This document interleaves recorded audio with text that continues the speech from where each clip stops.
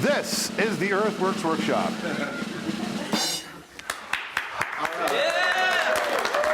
A lot of people struggle with the gap of like, I want to have like a pond and stuff, but it's like, how do you get from the point where you want it to the point like, I'm comfortable with like doing things? How do we have spots that are cooler in the big heat of the summer? And then also, let's talk about having a few spots that are a little bit warmer during the winter. You're going to scrape off the top of the soil, probably scrape off the top inch, gather like maybe a half a cup to 3/4 of a cup of soil beneath that, maybe even go a little bit deeper if you like, and then put that into a mason jar.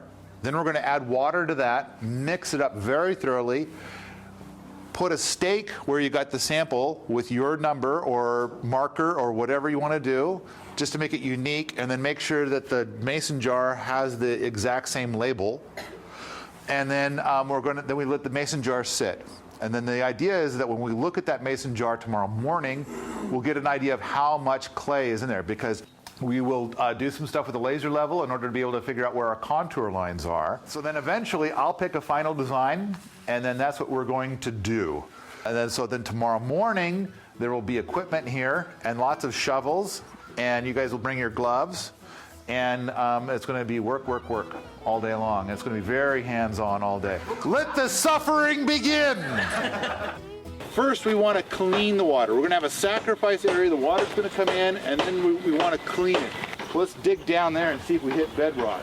And it's like if we go down, 15 feet and we don't even find the bedrock, it's like, sweet, we can make any pond we want, man.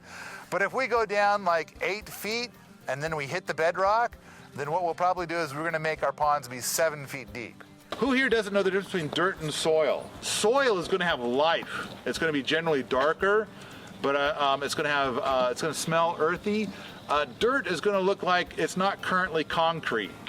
And in fact, a lot of dirts, if you massage them just right, you could end up with something resembling concrete. Adobe houses are made out of dirt, and so basically, it's like you take the dirt and you mix some water in and you get it to dry out, and then you can make bricks out of it. Dirt doesn't have any or very little, extremely little organic matter in it. Soil has lots of organic matter in it. Like a good soil is going to be like almost black.